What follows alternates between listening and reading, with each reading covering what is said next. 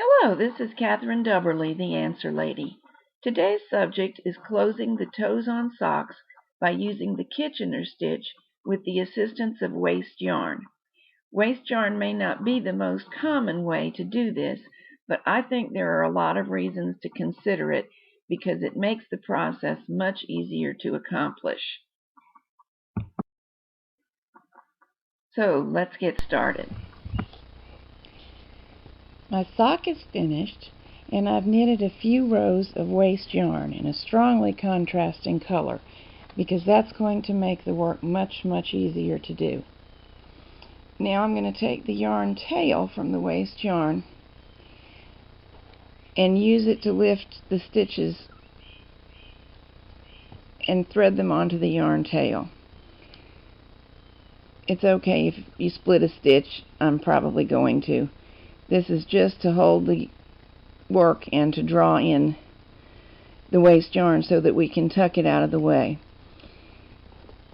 Do at least an inch worth of waste yarn because that allows you to tuck it inside of the sock to do the rest of the work that we're going to do. If you're working on a knitting machine, it's so easy to make waste yarn rows that I recommend doing 2 or 3 inches worth.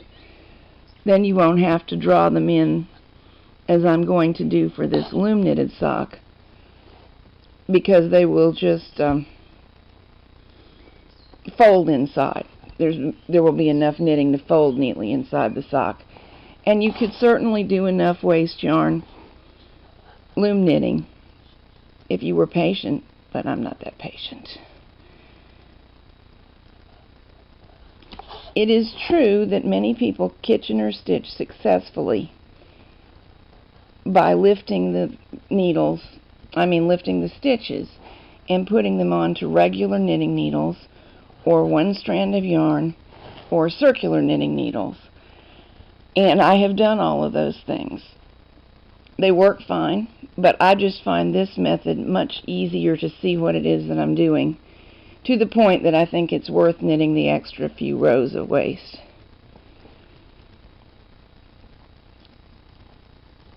Just about to get around.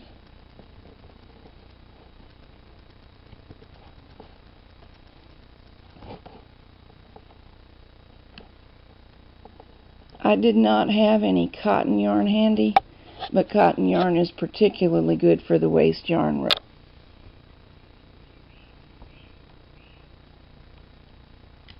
Alright, that's everything. Let's lift it up. You can see where the real sock ends. The waste yarn begins. There's the actual toe. Let's use my yarn as a drawstring. And that's just to get the waste yarn neatly folded inside.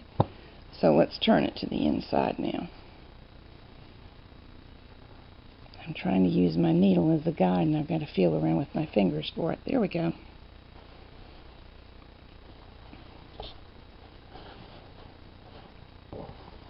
Now we're in a position to be able to begin Kitchener stitching, and you see how easy it will be to align the stitches as compared with using something stiffer like a knitting needle. Okay, I've threaded my main yarn tail onto the yarn needle.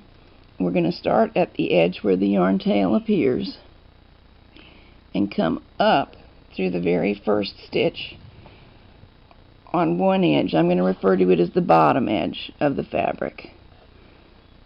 Then on the other side, we come up through the very first stitch.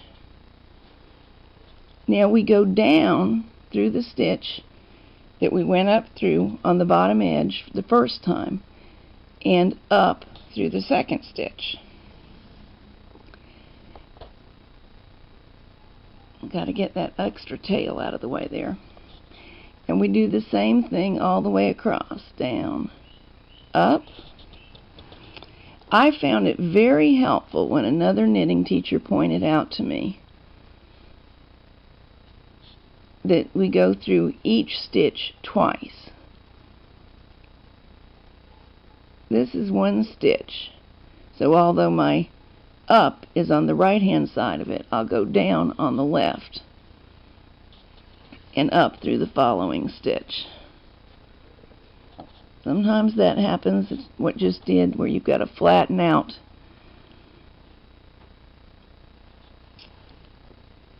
Down, up, down, up. I think the waste yarn is so helpful here because you can see the columns of stitches as you move across. And then contrasting waste yarn, of course, means there's no question at all where you should put your needle. Nothing on my sock yarn is orange. The trick, among other things, of course, to a nice Kitchener stitch toe is getting the tension just right as you go down, up, and then pull. You're trying to match the knitting tension. I would say if you have to err slightly on the side of tightness because you want a good snug closure, but you don't want the ridge to be raised. An interesting piece of history about the Kitchener stitch is that it was named after the man who invented it, and yes, it was a man. He was a soldier, and he was concerned with the fact that the feet of soldiers, of course, are very vulnerable to blisters, and where there are blisters, infections follow. And he was trying to create a method of closing sock toes that would not cause any rough or raised areas to make a problem. There is the stitch I'm after. And all these years later, here's everybody Kitchener stitching away. I learned to do this in the days before YouTube videos, and I found it incredibly difficult to follow the instructions in a book. So if you found that it takes a little while to get comfortable with it, don't feel bad. You're in good company. Most of us had a time with it. I know I was certainly not a quick learner. And I invented all sorts of other ways of closing toes, which are not bad, to cover up for the fact that I didn't do very well at Kitchenering. But honestly, having learned to do it, it's not very hard anymore, and I really do think it makes a nice closure.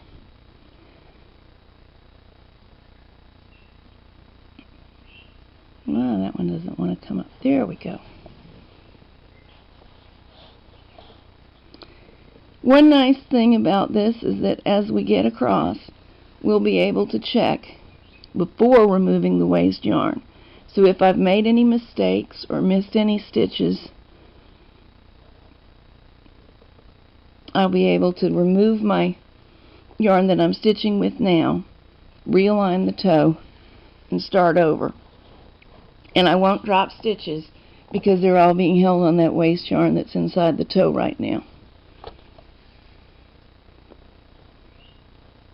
Gets a little bit trickier as you get to the edge because as we come to the point of the closure, it feels a little crowded and it's a little harder to see the correct stitches.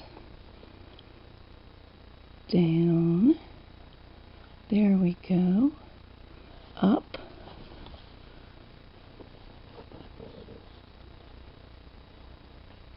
there is what I'm after, down, up, go inside, waste yarn, you're in my way. And that seems to be it. I always go through the last stitch again once or twice just to make sure that everything's secure, and then I weave the needle in and out of the yarn, in and out of the sock fabric, and cut off the excess. And that seems to be a good way to get it securely buried, the yarn tail securely buried, that is, without making a bump. Now let's make absolutely sure that I didn't miss anything. You need to give a lengthwise pull to the knitting, and you should see columns of stitches. There's a nice example of a column of stitch that's been completed.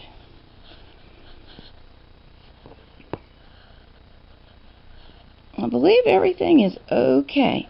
So it's time to snip my yarn. Okay, snipping the yarn tail. Now let's turn this sock inside out so I can get rid of the waste yarn. All the way around, you'll see orange yarn on the first row.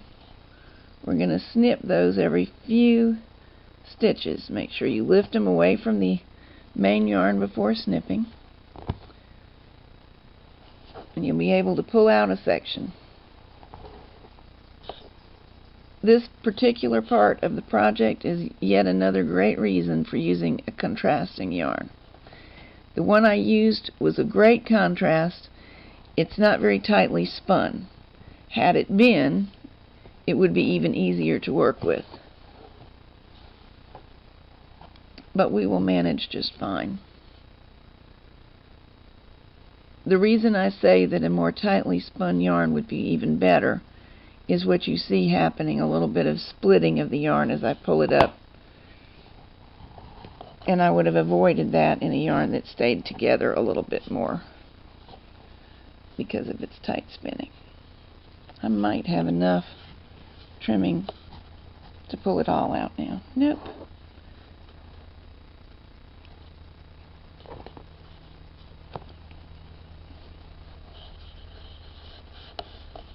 And I over-tightened what I did by pulling too hard, making my life tougher. Okay, in such a case as what I've just done by being overzealous, I would do the following. I'm going to trim off the waste yarn at the row above and start unraveling it in the traditional method, picking stitches.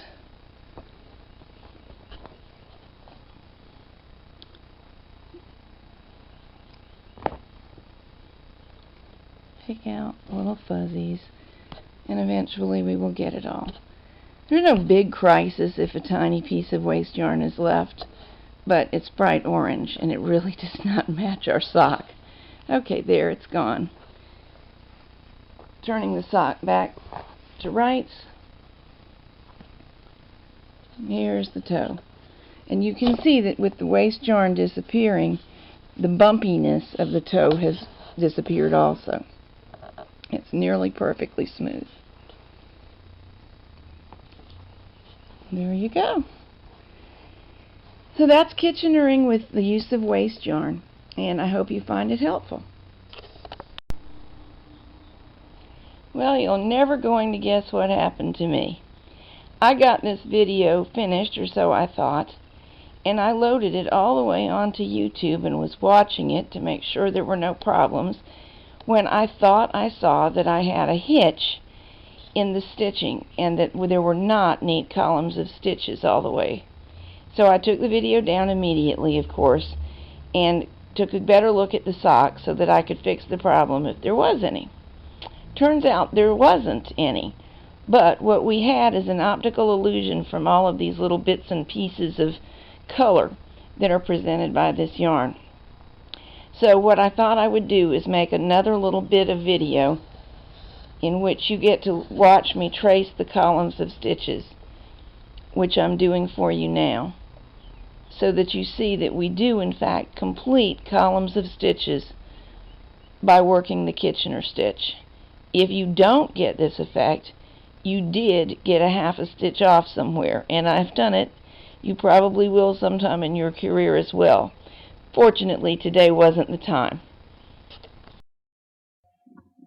After a steaming or washing, the little bit of a line that shows where we Kitchenered will disappear, especially if we got our tension just right, and the socks will wear and wear.